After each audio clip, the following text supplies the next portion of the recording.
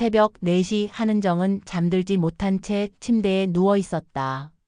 70이 넘은 몸이지만 30년간 야간 버스를 몬 버릇은 쉬 사라지지 않았다.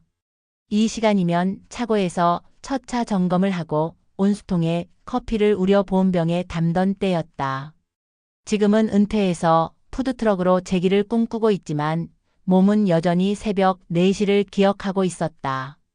창밖으로 가로등 하나가 깜빡이고 있었다. 교체 시기가 지났나. 버스기사 시절이라면 관할 구청에 민원을 넣었을 터인데 작은 한숨을 내쉬었다. 요즘 들어 딸 지연이와 사위 도연이 자꾸만 쉬셔야 한다고 했다. 푸드트럭 준비도 너무 힘들지 않겠어요?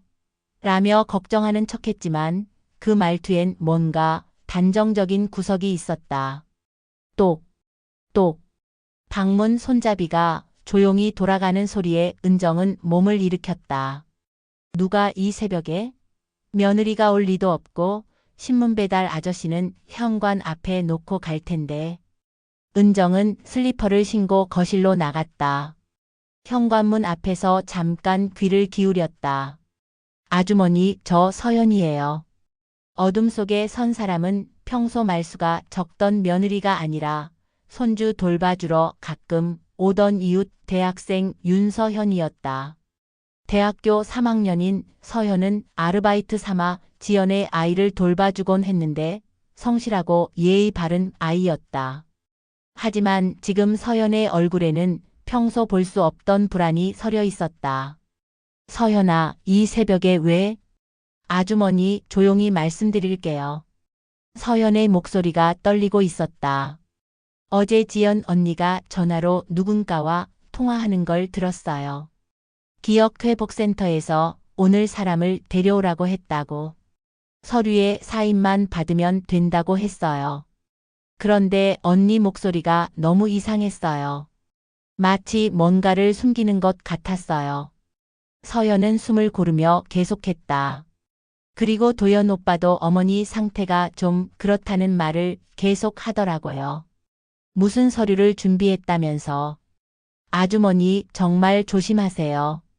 뭔가 이상해요. 은정은 이유를 정확히 알 수 없었지만 몸이 먼저 반응했다. 30년간 새벽 첫 차를 책임져 온 기사의 직감이었다.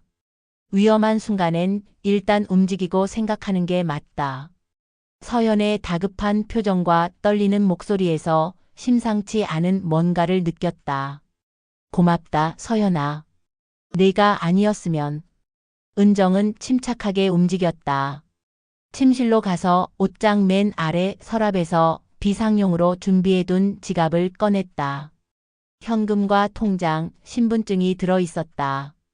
예비폰도 챙겼다. 딸에게 받은 최신 스마트폰 대신 오래전부터 쓰던 심플한 폰이었다. 옷장에서 깨끗한 작업복을 꺼내 입었다. 언제든 일할 수 있다는 걸 보여주는 그런 옷이었다. 서연아, 네가 여기 온 걸 누가 알까? 아니요, 아무도 몰라요. 창문으로 나와서 뒤쪽 골목으로 왔어요. 그럼 됐다. 이제 넌 집으로 돌아가서 아무 일 없었던 것처럼 지내거라. 며칠 안 보이더라도 걱정하지 말고. 은정은 뒷문으로 향했다. 현관문으로 나가면 복도 CCTV에 찍힐 터였다. 30년간 첫 차를 놓치지 않은 기사의 몸놀림으로 필요한 것들만 챙기고 조용히 움직였다. 작은 백팩에 물통과 비상약까지 넣었다. 서연아, 정말 고맙다. 내 덕분에 큰일 날 뻔했다. 아주머니, 조심하세요. 지연 언니가 아주 급하게 굴더라고요. 골목으로 빠져나가며 은정은 서연에게 마지막으로 말했다. 혹시 누가 날 찾으면 평소처럼 모른다고 해. 내가 위험해질 일은 없을 테니까. 이른 새벽 골목은 고요했다. 가로등 불빛 사이사이로 은정의 그림자가 길게 늘어졌다. 걸으며 그는 생각에 잠겼다. 딸 지연이가 왜 이런 일을 벌이는 걸까? 몇 달 전부터 푸드트럭 계획을 접으라고 하더니 회사에서 운영하는 시니어 웰니스 프로그램에 참여하라고 권했다. 그 프로그램 설명서에는 건강관리와 금융 상담이 포함되어 있었다. 엄마, 이제 쉬셔도 돼요. 우리가 다 알아서 할게요. 그때 지연의 말이 떠올랐다. 뭔가 이상했다. 딸의 목소리에는 걱정이 아니라 조급함이 섞여 있었다. 그리고 사위 도연은 계속해서 포괄적인 동의서라는 말을 썼다. 은정이 서류는 내가 직접 읽어보고 결정하겠다고 하자 두 사람의 표정이 미묘하게 변했다. 그날 이후 집안 분위기가 싸늘해졌다. 지연은 전화 통화도 뜸해지고 손주를 보러 오는 횟수도 줄었다. 대신 엄마 건강이 걱정된다는 말을 주변 사람들에게 자주 했다. 동네 통장님이 전해준 말로는 인지능력에 문제가 있을 수도 있다고까지 했다. 은정은 걸음을 멈추고 하늘을 올려다봤다. 아직 별들이 남아 있었다. 30년간 이 시간에 착오로 향하며 봤던 새벽 하늘이었다. 그때는 승객들을 안전하게 태워다 주는 게 자신의 책임이었다. 지금은 자신을 지켜야 할 차례가 됐다. 서연의 경고가 맞다면 기억회복센터라는 곳에서 사람들이 올 것이다. 서류의 사인을 받기 위해서. 하지만 은정은 서류를 읽지도 않고 사인하는 사람이 아니었다. 30년간 운행일지를 써오고 정비 점검표를 꼼꼼히 확인해온 사람이었다. 이제 목적지는 정해졌다. 옛 버스 종점 맞은편에 있는 분식집 미자의 집이었다. 주인 박미자는 함께 버스기사를 시작한 동기였다. 힘들 때 서로 의지했던 사이였다. 미자라면 사정을 들어주고 도와줄 것이다. 은정은 발걸음을 재촉했다. 해가 뜨기 전에 도착해야 했다. 골목을 빠져나와 큰 길로 접어들자 이따금 택시가 지나갔다. 하지만 은정은 걸었다. 택시를 타면 기록이 남을 테니까. 새벽 바람이 뺨을 스쳤다. 차가운 공기가 정신을 맑게 해주었다. 아직 해가 뜨지 않은 어스름 속에서 72세 한은정의 새로운 하루가 시작되고 있었다. 이번에는 누군가의 보호를 받는 승객이 아니라 스스로 운전대를 잡은 기사가 되어야 할 차례였다. 새벽길을 걸으며 한은정은 자신이 어떻게 이 지경에 이르렀는지 곰곰 생각해 보았다. 30년 전 27살의 어린 과부가 갓난 아기를 품에 안고 버스기사 시험장에 섰던 그날이 떠올랐다. 남편이 교통사고로 세상을 떠난 뒤 은정에게는 선택의 여지가 없었다. 야간 근무 수당이라도 받아야 딸 지연이를 키울 수 있었다. 아가야, 엄마가 열심히 벌어서 널 대학까지 보내줄 거야. 첫 출근 날 밤 차고에서 지연이를 품에 안고 속삭였던 다짐이었다. 그때 지연이는 젖먹이였고 은정은 운전대를 잡고 새벽 도시를 누비며 미래를 그렸다. 딸이 자신처럼 고생하지 않고 살았으면 좋겠다고, 공부 잘해서 좋은 직장 다니고 편안하게 살았으면 좋겠다고. 그 바람은 이루어졌다. 지연은 공부를 잘했고 좋은 대학을 나와 디지털 마케팅 회사에 취직했다. 그리고 3년 전 디지털 헬스 스타트업을 운영하는 박도현과 결혼했다. 도현은 의사는 아니었지만 의료진과 네트워크가 넓다고 했고 미래 의료 산업의 핵심은 데이터라는 말을 자주 했다.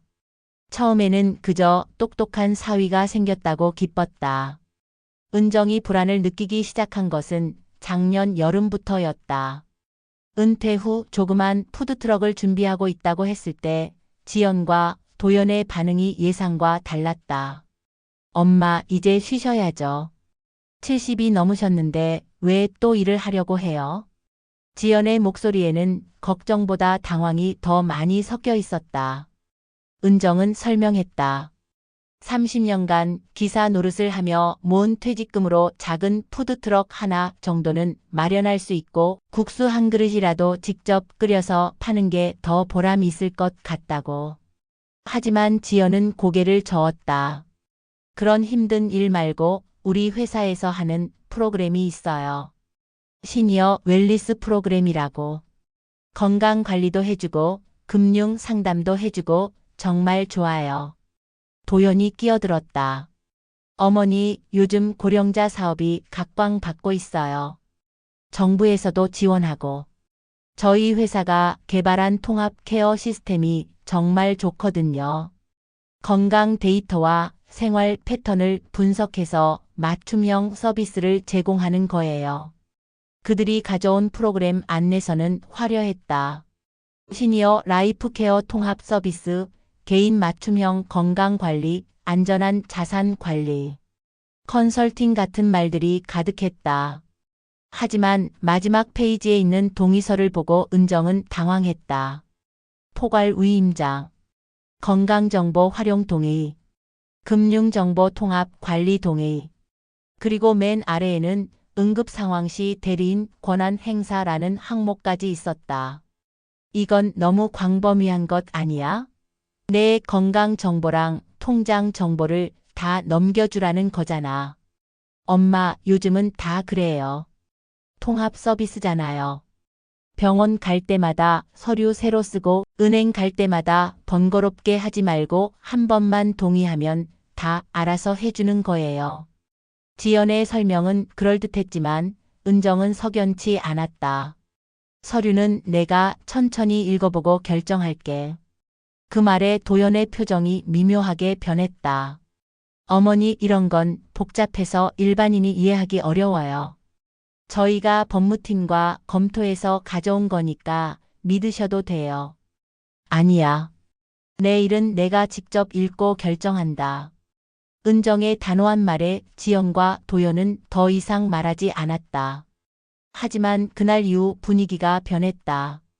지연은 전화를 걸어와도 안부 인사만 하고 금세 끊었고 손주를 보러 오는 횟수도 현저히 줄었다. 대신 이상한 소문이 돌기 시작했다. 동네 통장님이 조심스럽게 전해준 말로는 지연이 어머니 기억력이 예전 같지 않다고 말하고 다닌다는 것이었다. 마트에서 같은 물건을 2번 샀다거나 길을 헤맸다거나 밤에 배회한다거나 하는 이야기들이었다. 은정은 그런 적이 한 번도 없었지만 소문은 소문대로 퍼져나갔다. 더 이상한 일은 지난주에 일어났다. 복지 전담 경찰이라는 사람이 집에 찾아왔다. 신고가 들어와서 확인차 왔다며 간단한 질문을 했다. 혼자 사는데 불편한 건 없는지, 가족과는 연락이 잘 되는지, 건강은 어떤지. 은정은 성실히 답했지만 왜 신고가 들어왔는지는 알 수 없었다. 혹시 신고한 사람이 누군지 알 수 있을까요? 죄송해요. 그건 개인정보라서 알려드릴 수 없어요. 하지만 가족분이 걱정하셔서 그런 것 같네요. 그제야 은정은 깨달았다. 지연이 미리 길을 닫고 있는 것이었다. 어머니가 혼자 살기에는 위험하다는 기록을 만들고 보호가 필요한 상황이라는 분위기를 조성하고 있었다. 그리고 마침내 기억회복센터라는 곳에서 사람을 보내 서류에 사인을 받으려 했던 것이다. 은정은 걸음을 멈추고 한숨을 내쉬었다. 30년 동안 밤길을 달리며 딸 하나 키우느라 모든 걸 바쳤는데 그 딸이 이제 자신을 관리해야 할 대상으로 보고 있었다. 사랑이 아니라 사업으로, 보호가 아니라 통제로. 하지만 한은정은 30년간 새벽 첫 차를 놓치지 않은 사람이었다. 승객들의 안전을 책임져 온 사람이었다. 이제는 자신의 안전을 스스로 책임져야 할 차례였다. 서연이의 경고 덕분에 피할 수 있었지만 이건 시작에 불과했다. 지연과 도연은 포기하지 않을 것이다. 앞쪽에 익숙한 간판이 보였다. 미자의 집. 30년 전 함께 기사를 시작한 동기 박미자의 분식집이었다. 은정은 발걸음을 빨리 했다. 이제 혼자가 아니었다. 미자가 있었고 진실을 알아낸 서연이 있었다. 그리고 무엇보다 30년간 쌓아온 자신의 판단력과 의지가 있었다. 새벽 5시가 조금 넘은 시각, 한은정은 미자의 집 앞에 섰다. 이른 시간이었지만 분식집 안에는 불이 켜져 있었다. 미자는 언제나 새벽 5시면 일어나 하루를 준비하는 사람이었다. 30년 전 버스기사 시절에도 그랬다. 은정이 창문을 톡톡 두드리자 안에서 익숙한 목소리가 들려왔다. 누구야, 이 새벽에? 미자야, 나 은정이다. 문이 열리자 박미자의 놀란 얼굴이 나타났다. 68의 미자는 은정보다 4살 어렸지만 함께 기사 생활을 시작한 동기였다. 미자는 결혼하지 않았고 은퇴 후 이 작은 분식집을 운영하며 혼자 살고 있었다. 은정아, 이 시간에 웬일이야? 얼굴이 왜 이래? 은정은 간단히 상황을 설명했다. 서연의 새벽 경고, 기억회복센터에서 올 사람들, 그리고 지연 부부의 수상한 행동들. 미자는 들으면서 점점 심각한 표를 지었다. 그 자식들이 미쳤나?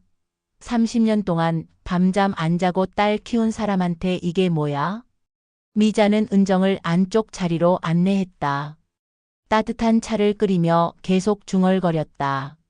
요즘 젊은 것들은 부모를 뭘로 보는 거야? ATM기야, 사람이야? 미자야, 난 뭘 해야 할지 모르겠다. 설마 내 딸이 이런 일을 할 줄은. 일단 진정해. 그런데 은정아, 네가 여기 온 건 아무도 모르지? 응, 뒷골목으로 왔어. CCTV도 피해서. 미자는 고개를 끄덕였다. 그럼 일단 안전하다. 그런데 이거 혼자 감당하기엔 너무 큰 일이야. 전문가 도움을 받아야겠어. 미자는 핸드폰을 꺼내며 설명했다. 우리 가게 단골 손님 중에 변호사가 하나 있어. 김회사원 재호 그 친구야. 그 친구가 소개해준 변호사인데 공익 전담이라고 하더라. 착하고 실력도 좋다고 했어. 변호사라. 돈이 많이 들겠지? 아니야, 공익 전담이면 어려운 사람들 도와주는 거잖아. 일단 불러보자. 미자는 전화를 걸었다. 이른 시간이었지만 다행히 전화를 받았다. 건우 씨? 미자예요. 죄송해요, 이른 시간에. 응급 상황이 좀 있어서요. 제 친구가 도움이 필요한데. 네, 지금 여기 있어요. 와주실 수 있어요? 30분쯤 지나자 키 큰 젊은 남자가 분식집 문을 열고 들어왔다. 최건우 변호사는 생각보다 젊어 보였지만 눈빛이 진지하고 믿음직했다. 안녕하세요. 최건우입니다. 미자 사장님한테 급한 일이 있다고 들었는데요. 은정은 처음부터 차근차근 설명했다. 지연 부부의 시니어 프로그램 권유, 포괄 위임장 요구, 동네에 퍼진 소문들, 복지 전담 경찰의 방문, 그리고 오늘 새벽 서현의 경고까지. 건우는 메모를 하며 집중해서 들었다. 이건 성년후견 개시를 노린 절차일 가능성이 큽니다. 건우의 말에 은정과 미자가 동시에 물었다. 성년후견이 뭐야? 법원에서 정신적 제약으로 사물을 처리할 능력이 지속적으로 부족한 사람에 대해 후견인을 선임하는 제도예요. 후견인이 되면 그 사람의 재산 관리, 의료 결정 등을 대신할 수 있거든요. 은정은 섬뜩함을 느꼈다. 그럼 내가 바보라고 법원에서 판단하면 딸이 내 모든 걸 관리할 수 있다는 거야? 네, 맞습니다. 그런데 성년후견 개시는 엄격한 요건이 필요해요. 의료진의 소견, 가정법원의 조사, 본인의 의견 청취 등이 있어야 하거든요. 하지만 미리 포괄 동의서를 받아두면 절차가 훨씬 쉬워지죠. 건우는 계속 설명했다. 의료 기록과 재산 접근 권한을 동시에 얻으려 할 때 자주 쓰는 수법이에요. 특히 디지털 헬스 업계에서는 고령자 데이터가 중요한 자산이거든요. 미자가 화를 냈다. 그럼 완전히 사기꾼들이네. 법적으로는 회색지대예요. 하지만 충분히 대응할 수 있습니다. 지금부터 몇 가지 조치를 취해야겠어요. 건우는 구체적인 가이드를 제시했다. 먼저 휴대폰 위치 공유를 모두 해제하고 은행 계좌 알림을 다른 번호로 분리하라고 했다. 그리고 아파트 출입카드 로그 보존을 관리사무소에 요청하고 최근 병원 진료 기록을 미리 확보하라고 했다. 가장 중요한 건 어르신의 정신 상태가 명료하다는 걸 지속적으로 증명하는 거예요. 자기 기록 일지를 써보세요. 매일 날짜, 시간, 한 일 만난 사람, 지출 내역을 정확히 기록하는 거예요. 그런 걸 왜 써야 하는데? 나중에 법정에서 가장 강력한 증거가 됩니다. 멍하니 버티시는 시간이 곧 증거예요. 건우는 명함을 건네며 말했다. 제 연락처예요. 24시간 언제든 연락하세요. 그리고 혹시 누군가 어르신을 찾아오면 절대 혼자 만나지 마시고 저한테 먼저 연락하세요. 미자가 걱정스럽게 물었다. 그런데 은정이가 여기 계속 있어도 괜찮을까? 찾아오면 어떡하지? 일단은 안전할 거예요. 하지만 며칠 후에는 다른 대책이 필요할 수도 있어요. 건우는 가방에서 작은 카메라를 꺼냈다. 이것도 드릴게요.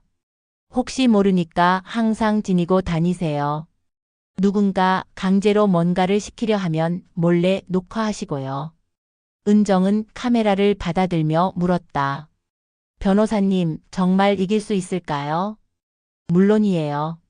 어르신은 30년간 대형 버스를 안전하게 운전하신 분이잖아요. 그런 분이 갑자기 판단 능력을 잃었다는 주장은 설득력이 떨어져요. 게다가 상대방이 성급하게 움직이고 있어서 증거도 남길 가능성이 높아요. 미자가 천장 창고에서 뭔가를 꺼내왔다.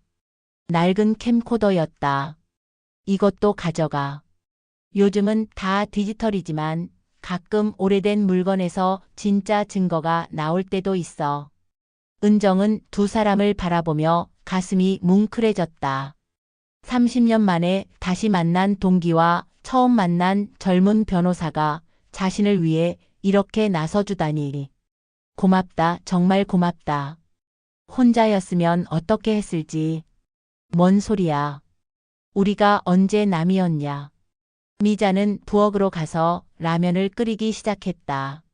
일단 밥부터 먹자. 싸워야 할 싸움이 길어질 것 같은데 배고프면 어떻게 싸우냐. 건우도 웃으며 말했다. 미자 사장님 말씀이 맞아요. 이건 마라톤이에요. 천천히 확실하게 준비해서 이기는 거예요. 창밖으로 해가 떠오르고 있었다. 한은정의 새로운 하루, 새로운 싸움이 시작되었다. 오후 2시 윤서현의 전화가 울렸다.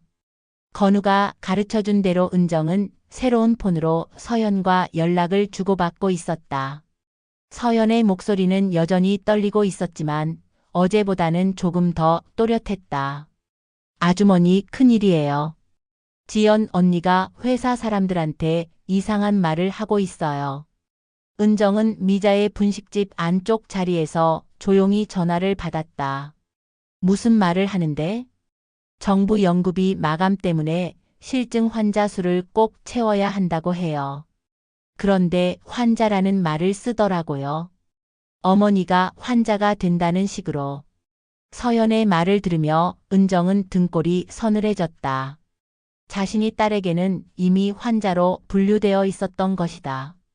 그리고 동네에서도 소문이 더 심해졌어요. 통장님이 어제 지연 언니를 만났는데 어머니 상태가 갑자기 나빠졌다고 했대요. 밤에 배회하신다고, 가스도 잘못 사용하신다고. 은정은 화가 치밀어 올랐다. 말도 안 되는 소리를.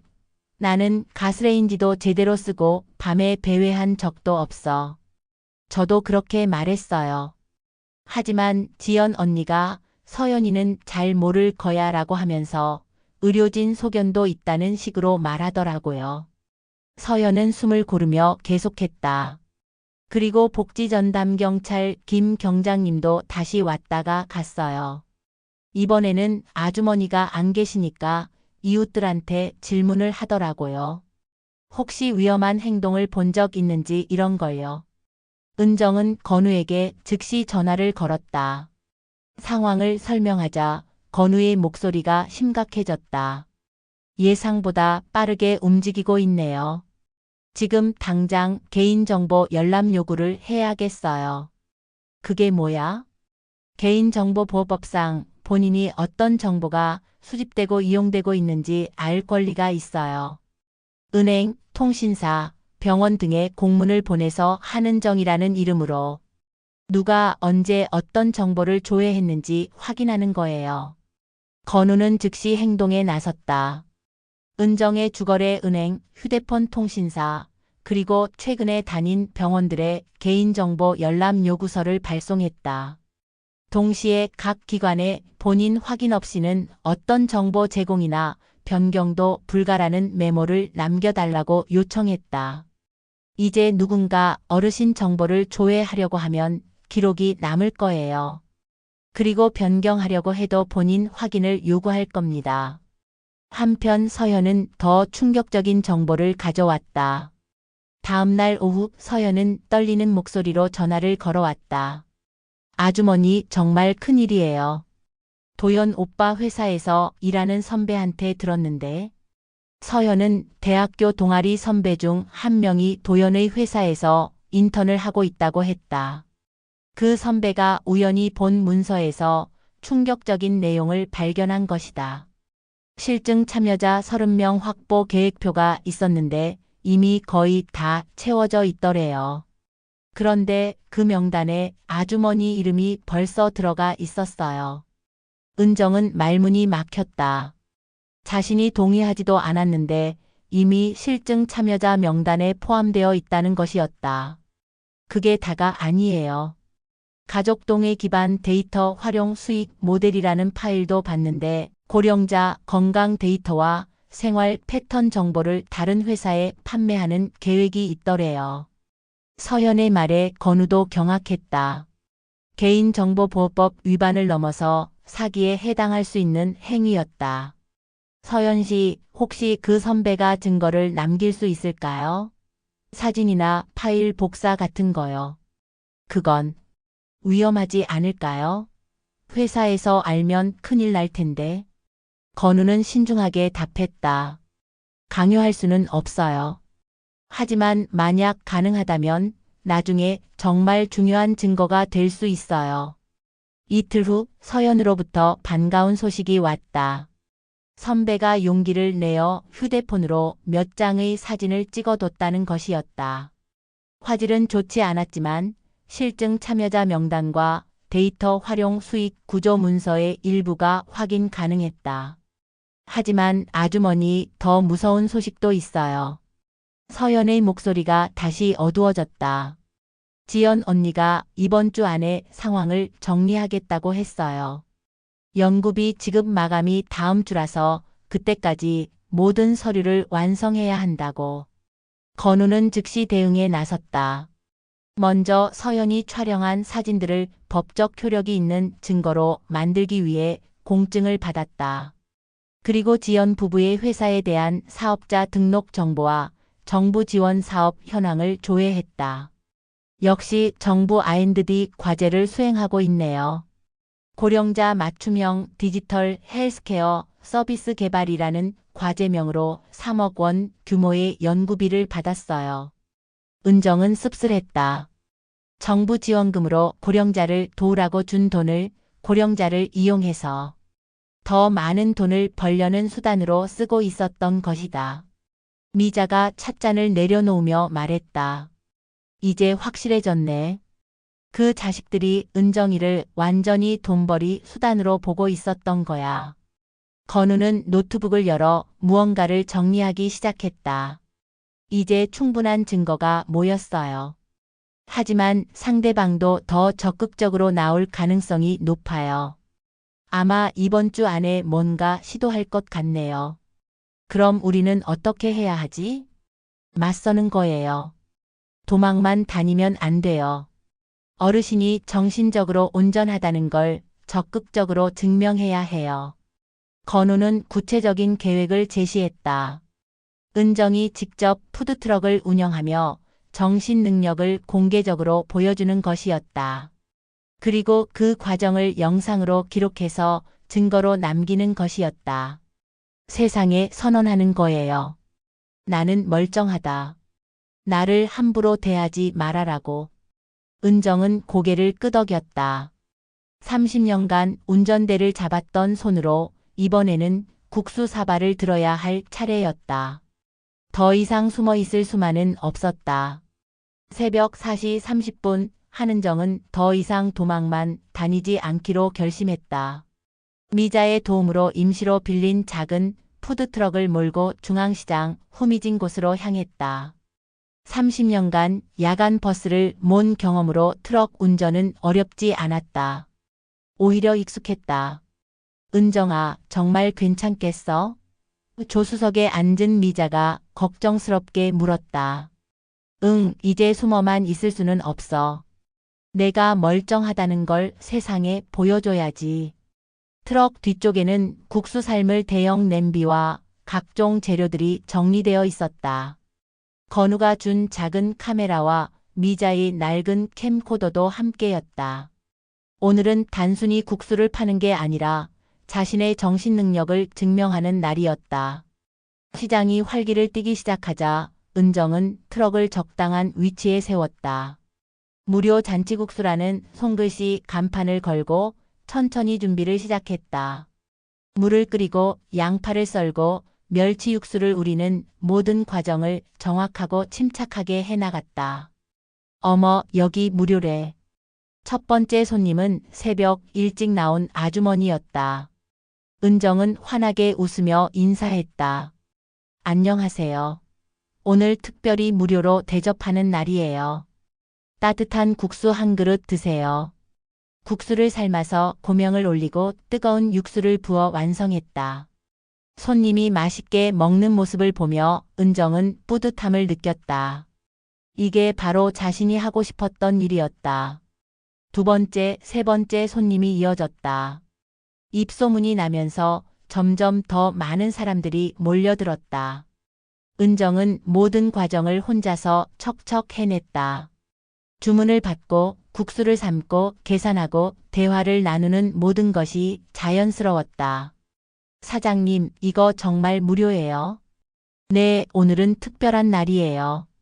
건우가 준 카메라로 미자가 은정의 모든 행동을 녹화했다. 날짜가 찍힌 당일 신문을 트럭 옆에 붙여두고 은정이 그 신문을 들고 오늘의 주요 뉴스를 요약하는 장면도 촬영했다.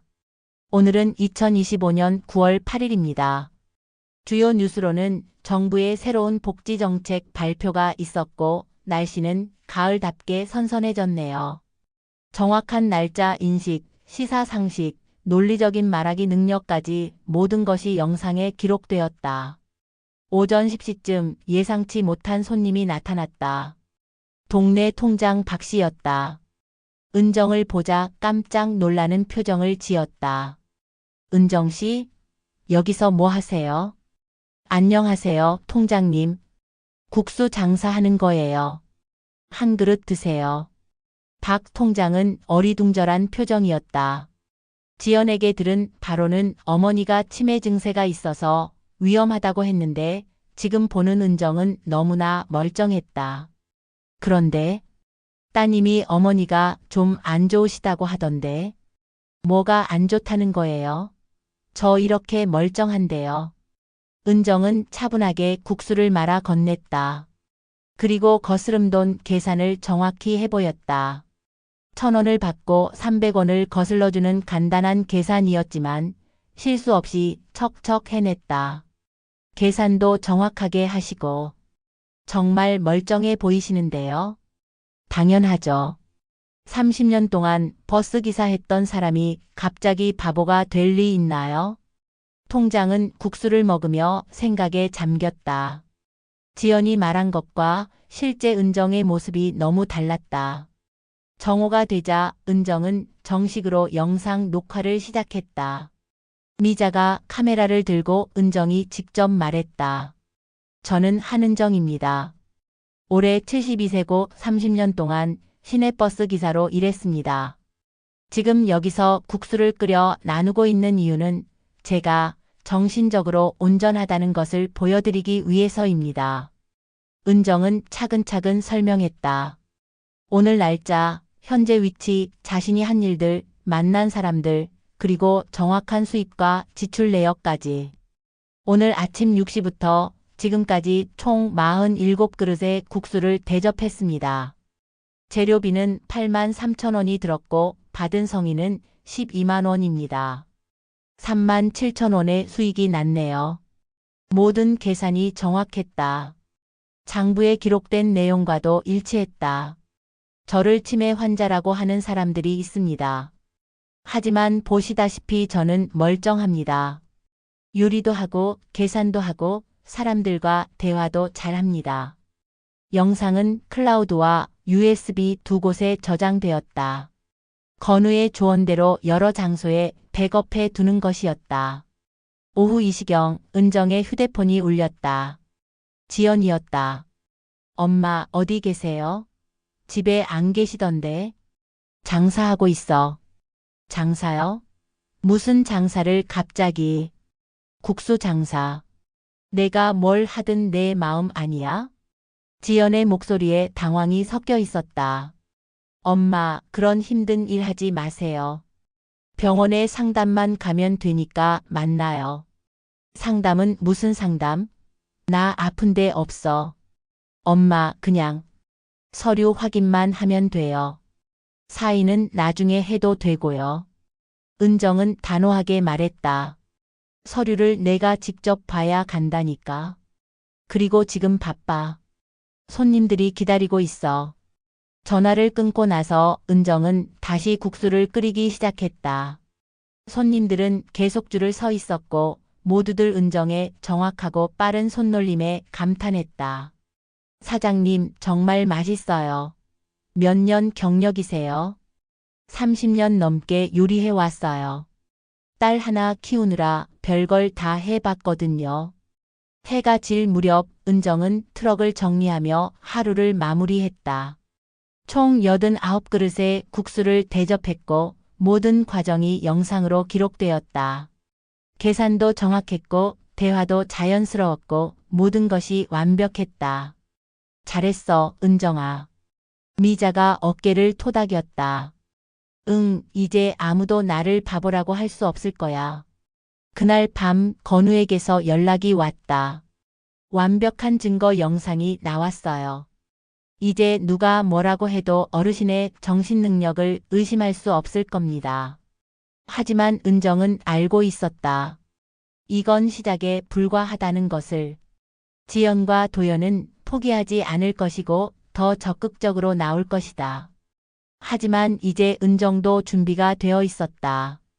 30년간 운전대를 잡았던 그 손으로 이번에는 자신의 인생을 스스로 운전할 차례였다. 윤서현은 가슴이 쿵쾅거리는 것을 느끼며 도연의 회사 건물 1층 로비에 앉아 있었다.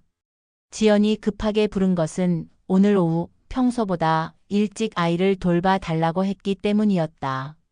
하지만 서연에게는 다른 목적이 있었다. 한은정 아주머니를 위해 더 많은 정보를 얻어야 했다. 서연아, 미안해. 갑자기 일이 생겨서. 지연이 서둘러 나타났다. 준호 좀 봐줄 수 있지? 몇 시간만. 네, 괜찮아요. 그런데 언니 요즘 너무 바빠 보여요. 지연의 얼굴에는 피로와 초조함이 역력했다. 응, 회사 일이 좀 복잡해져서. 중요한 프로젝트 마감이 다음 주거든. 서연은 조심스럽게 물었다. 혹시 어머니 관련된 일인가요? 어머니가 요즘 안 보이시던데. 지연의 표정이 순간 굳어졌다. 엄마는 좀 복잡한 상황이야. 내가 신경 쓸 일은 아니고.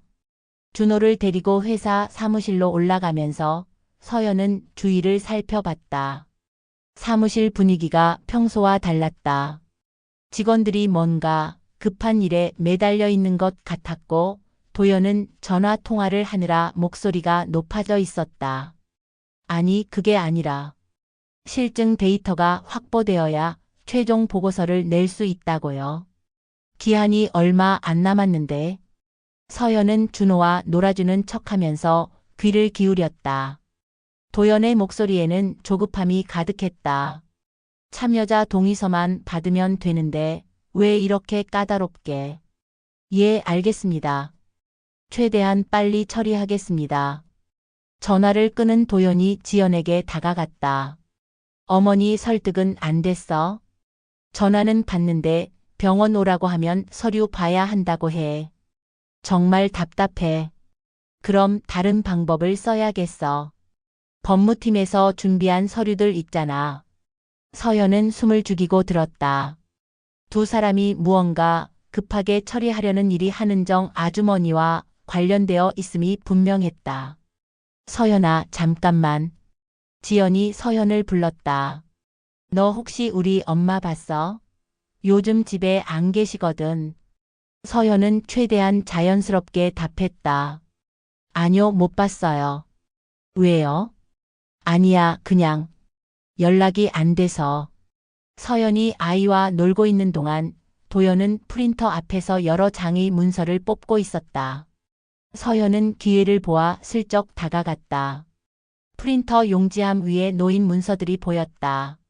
맨 위 문서의 제목이 눈에 들어왔다. 인지저하, 관찰자 동의 및 자산관리편의 조치.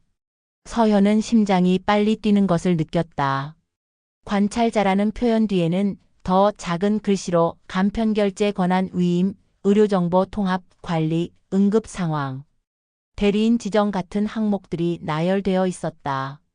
도연이 잠깐 자리를 비운 사이 서연은 재빨리 휴대폰으로 문서의 일부를 촬영했다. 손이 떨려서 화질이 좋지는 않았지만 중요한 부분들은 읽을 수 있을 정도였다. 두 번째 문서는 더 충격적이었다. 헬스케어 실증사업 발표자료 초안이라는 제목 아래 그래프들이 있었는데 실증 참여자 30명 확보 라인이 이미 29명까지 채워져 있었다.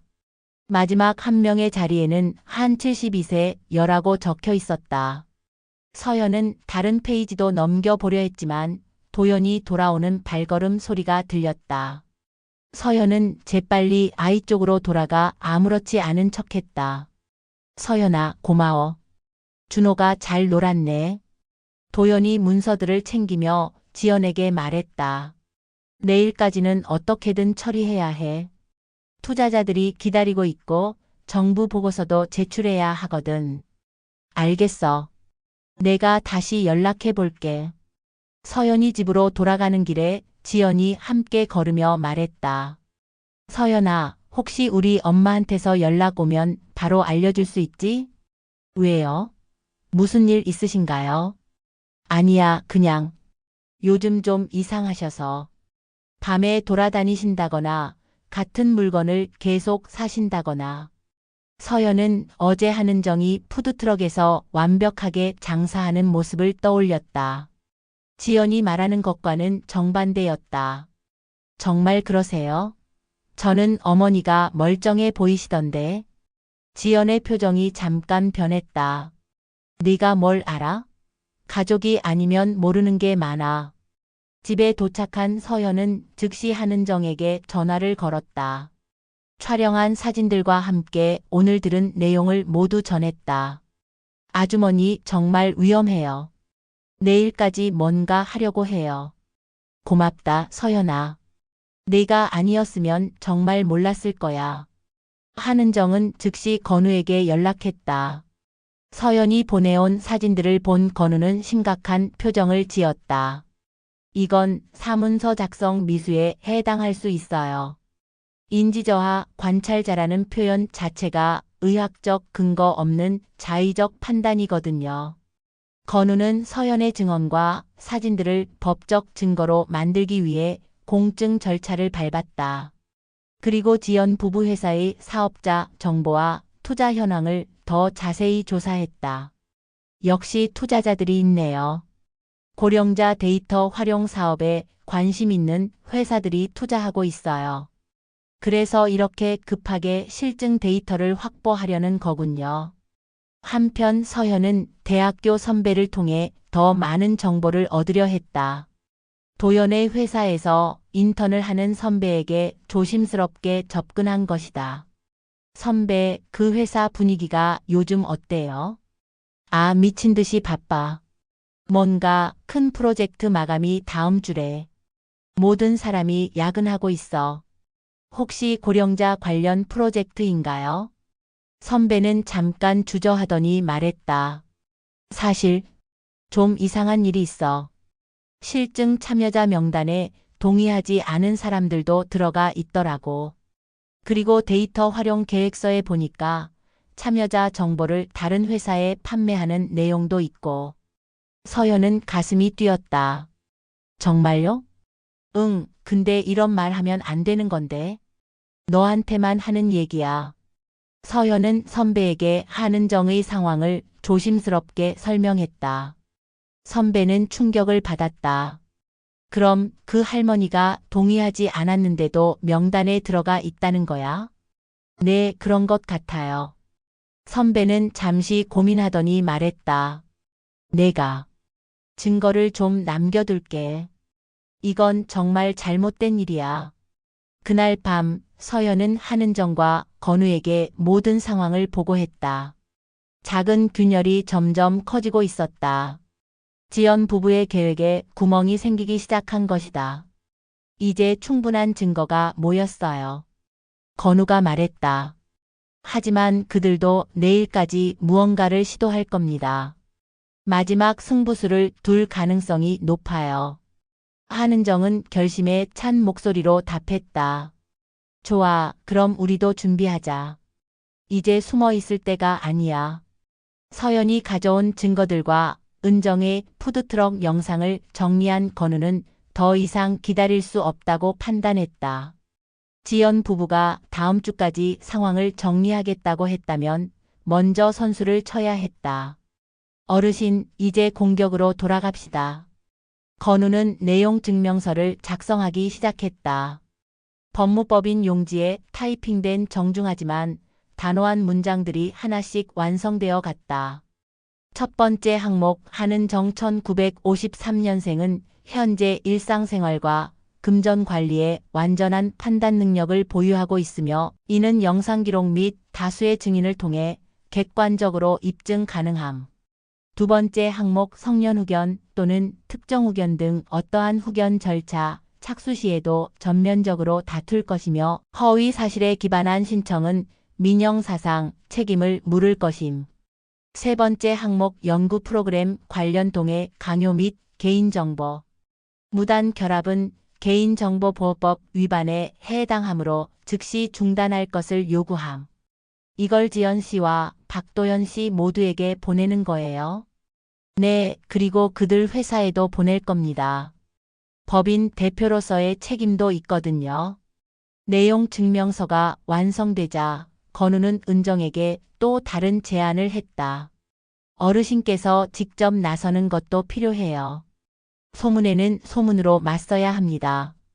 내가 뭘 어떻게 해야 하는데? 동네 경로당에 가세요. 그리고 사람들 앞에서 큰 소리로 말하세요. 서류는 내가 읽고 서명한다고. 은정은 고개를 끄덕였다. 숨어 있기만 할 때가 아니었다. 그날 오후 은정은 평소 다니던 경로당으로 향했다. 오랜만에 나타난 은정을 보고 사람들이 술렁였다. 은정 씨 어디 갔다 왔어요? 딸이 찾고 있던데. 어디 아픈 데라도 있어요? 은정은 침착하게 대답했다. 저 멀쩡해요. 그런데 요즘 이상한 소문이 돌던데 제가 직접 말씀드릴게요. 사람들이 귀를 기울였다. 은정은 평소보다 크고 또렷한 목소리로 말했다. 서류는 제가 직접 읽고 서명합니다. 누가 뭐라고 해도 제 일은 제가 결정해요. 무슨 서류요? 딸이 시니어 프로그램에 들어가라고 하는데 서류가 복잡해요.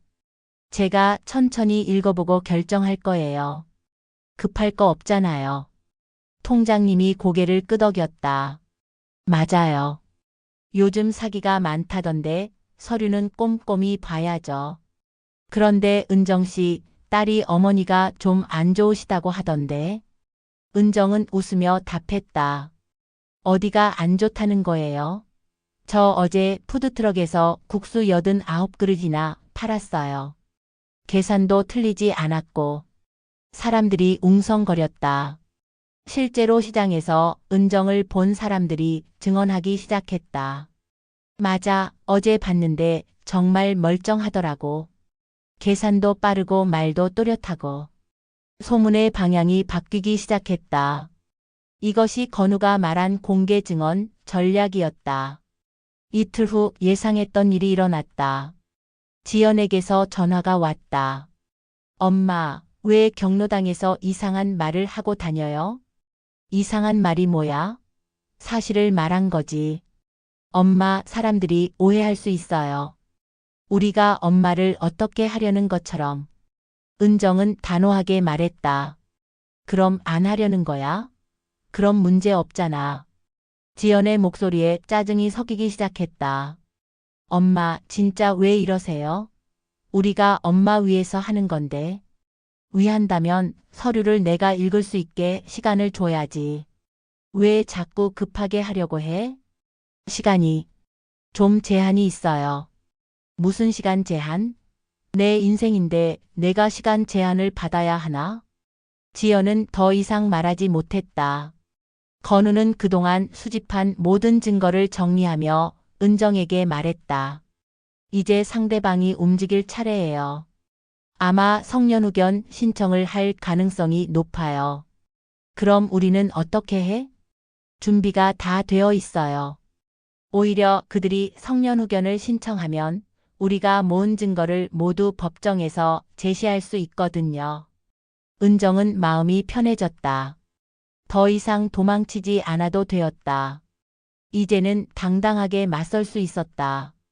30년간 새벽 첫 차를 놓치지 않은 그 성실함으로 자신의 삶을 지켜낼 차례였다. 내용 증명서를 받은 지 사흘 후 예상했던 일이 일어났다. 서울가정법원에서 성년후견 개시 신문 통지서가 도착했다. 신청인은 장지연, 피신청인은 한은정. 신청 이유란에는 정신적 제약으로 인한 사무처리 능력 부족이라고 적혀 있었다. 드디어 나왔네요. 건우가 서류를 살펴보며 말했다. 신청서를 보니 예상보다 허술해요. 이런 근거로는 이기기 어려울 텐데. 첨부된 지연의 진술서를 읽어보니 은정은 분노가 치밀어 올랐다. 식재료를 중복 결제함, 길을 잃고 헤맸음, 야간에 배회하는 모습이 목격됨, 가스레인지 사용 중 위험한 행동. 모두 거짓이었다.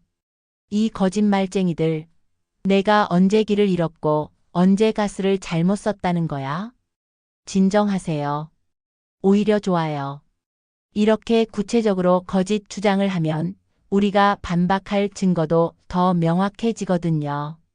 건우는 차분하게 대응 계획을 세웠다. 먼저 은정의 최근 의료 기록을 모두 확보했다.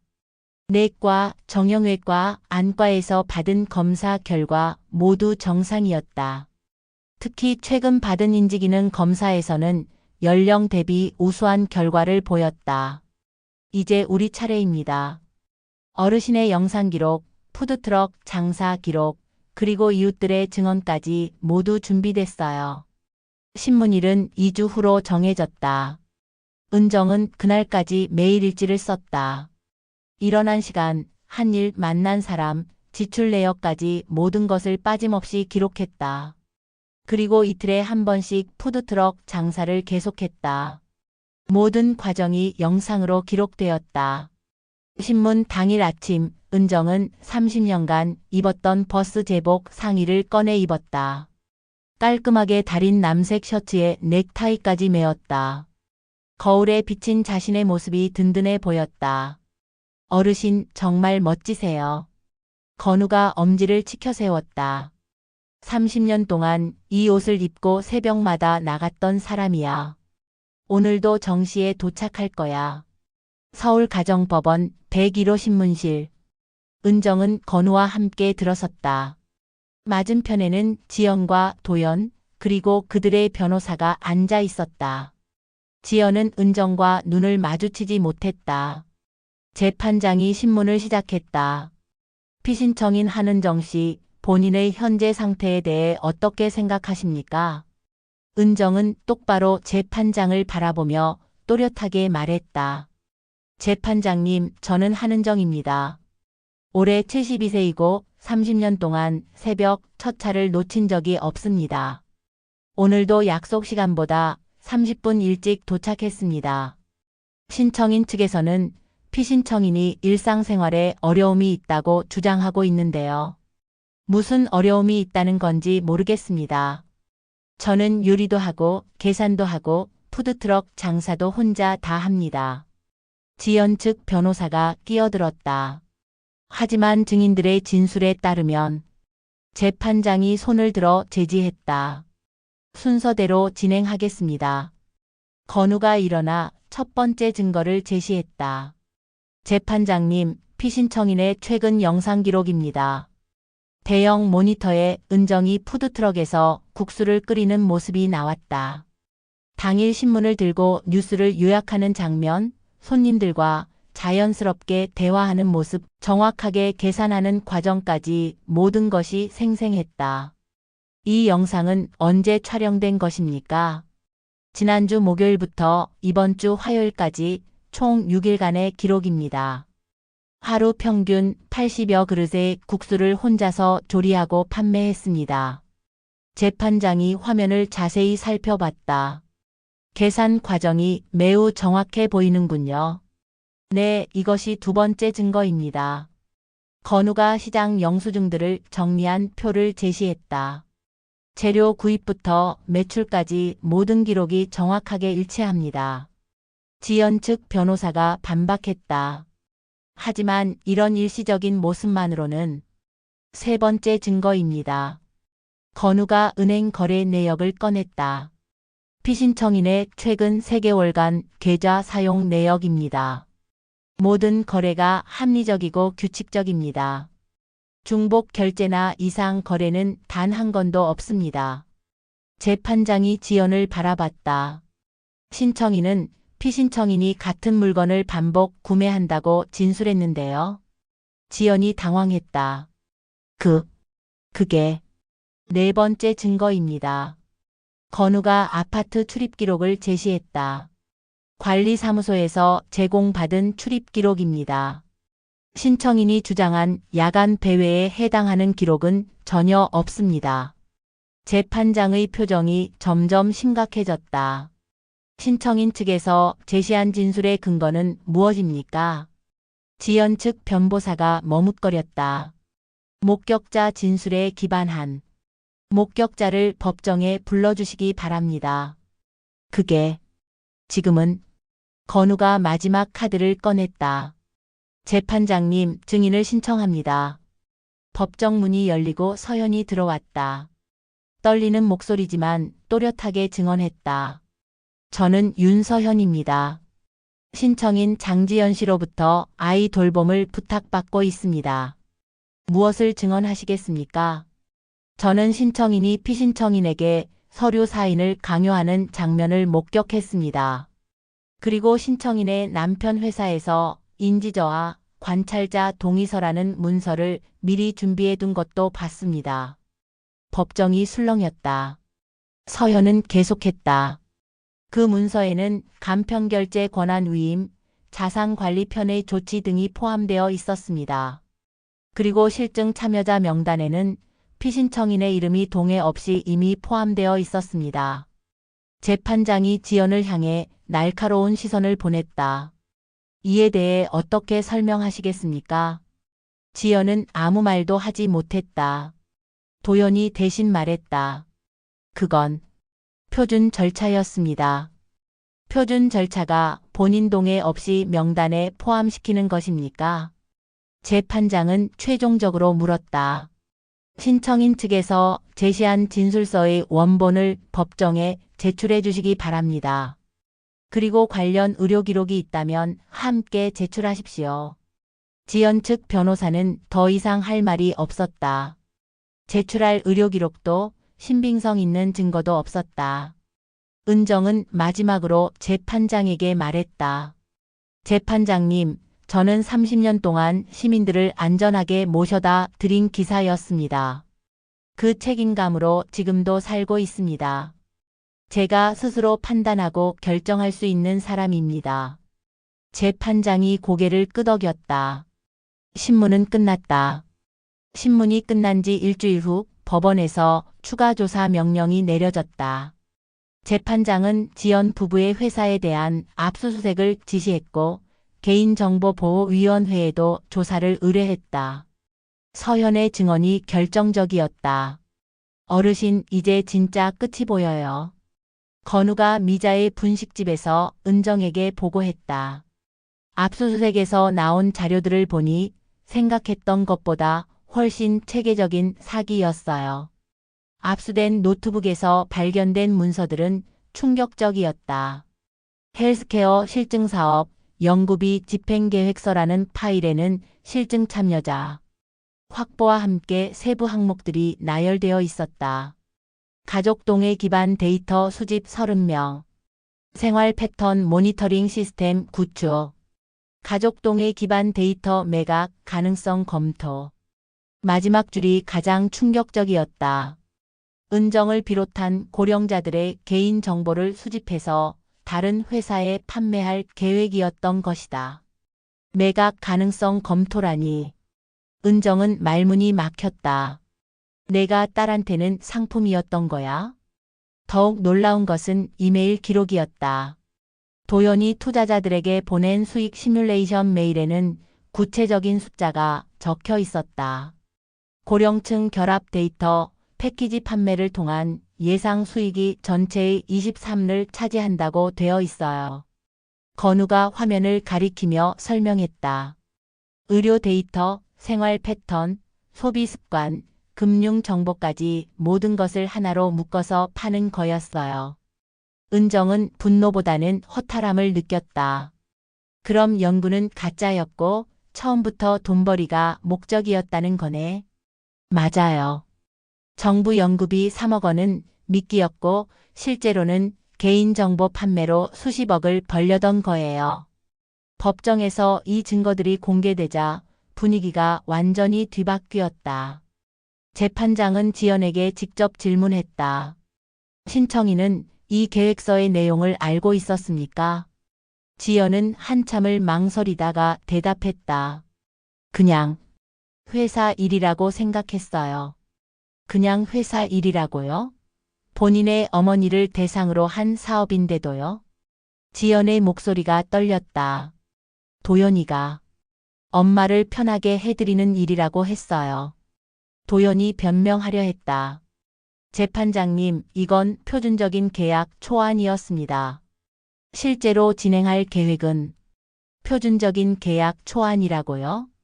재판장이 다른 메일을 화면에 띄웠다. 그럼 이건 어떻게 설명하시겠습니까? 화면에는 도연이 투자자에게 보낸 또 다른 메일이 나타났다. 제목은 고령자 타겟 데이터 수집 성과 보고였다. 현재까지 27명의 참여자를 확보했으며 각자 평균 1,200만 원의 자산 정보와 월 15회 이상의 의료기관 이용 데이터를 보유하고 있습니다. 특히 가족 관계를 이용한 동의 확보 방식이 효과적임을 확인했습니다. 은정은 자신의 귀를 의심했다. 가족 관계를 이용한 동의 확보 방식이라니. 딸이 자신을 이용해서 돈을 벌려고 했던 것이다. 재판장이 계속 물었다. 이 메일에서 말하는 효과적인 방식이 무엇인지 설명해 주시기 바랍니다. 도연은 더 이상 변명할 수 없었다. 그게 가족이 설득하면 어르신들이 쉽게 동의하신다는. 쉽게 동의한다고요? 강요와 설득의 차이를 아십니까? 법정이 고요해졌다. 재판장은 마지막 결정타를 날렸다. 수사기관에서 제출한 자료도 보겠습니다. 화면에 새로운 문서가 나타났다. 개인정보보호위원회의 조사 결과였다. 도연의 회사는 이미 다른 고령자들의 정보도 무단으로 수집해서 판매한 전력이 있었다. 피신청인 한은정 씨뿐만 아니라 총 15명의 고령자 정보를 본인 동의 없이 수집하여 건강보험공단과 민간 보험회사에 판매한 사실이 확인되었습니다. 은정은 충격에 빠졌다. 자신만의 문제가 아니었던 것이다. 다른 할머니, 할아버지들도 같은 피해를 당했다는 뜻이었다. 지연이 울먹이며 말했다. 엄마, 저는 정말 몰랐어요. 도연이가 그냥. 하지만 검찰에서 제출한 자료에는 지연도 공범이었음을 보여주는 증거가 있었다. 지연이 직접 동네에 퍼뜨린 어머니 상태 악화 소문들이 모두 기록되어 있었고 복지 전담 경찰을 부른 것도 지연이었다. 신청인 장지연 씨가 관할 경찰서에 어머니의 위험한 행동 신고를 총 3회 접수한 기록이 있습니다. 지연은 더 이상 부인할 수 없었다. 그건 정말로 걱정되어서. 건우가 조용히 말했다. 신청인께서는 어머니를 걱정하신다고 하시지만 실제로는 연구비 마감에 맞춰 실증 참여자 수를 채우려는 목적이었던 것 아닙니까? 증거는 너무나 명확했다. 지연 부부는 정부 연구비를 받기 위해 실증 참여자 30명을 확보해야 했고 마지막 한 명이 바로 은정이었다. 그리고 진짜 목적은 고령자들의 개인 정보를 수집해서 판매하는 것이었다. 재판장이 최종 질문을 했다. 신청인은 이 모든 계획을 알고 계셨습니까? 지연은 한참을 망설이다가 고개를 떨어뜨렸다. 네, 알고 있었습니다. 법정에 침묵이 흘렀다. 그 침묵 속에서 은정은 30년 전 갓난아기였던 지연을 품에 안고 첫 출근을 했던 그날을 떠올렸다. 그때 품에 안았던 아기가 이제 자신을 돈벌이 수단으로 보고 있었다. 건우가 차분하게 마지막 말을 했다. 재판장님, 편의와 통제는 다른 말입니다. 신청인들이 말하는 편의는 실제로는 피신청인의 모든 권리를 박탈하려는 통제였습니다. 재판장이 고개를 끄덕였다. 이제 모든 것이 명확해졌다.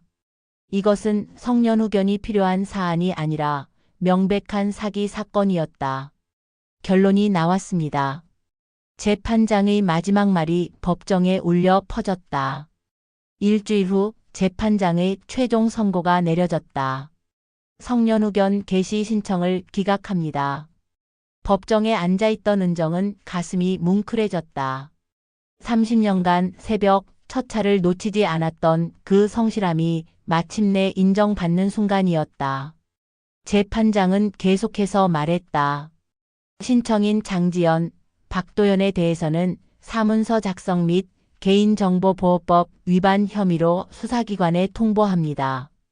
또한 피해자 구제를 위한 민사소송 및 손해배상 절차를 권고합니다. 지연은 고개를 들지 못했다. 도연은 창백한 얼굴로 변호사와 무언가 속삭이고 있었다. 법정 밖으로 나온 은정은 딸을 붙잡지 않았다. 30년 전 갓난아기를 키우기 위해 밤마다 운전대를 잡았던 그 사랑이 이렇게 배신당한 것은 슬펐지만 분노로 맞서고 싶지는 않았다. 대신 은정은 서연의 손을 꼭 잡았다. 고맙다, 서연아. 너 덕분에 길을 잃지 않았다. 서연의 눈에 눈물이 맺혔다. 아주머니가 용감하셨어요. 저는 그냥 옆에서 도운 것뿐이에요. 아니야. 내가 없었으면 나는 정말로 그들의 말에 속아서 모든 걸 잃었을 거야. 건우도 다가와 악수를 청했다. 어르신 정말 대단하셨어요.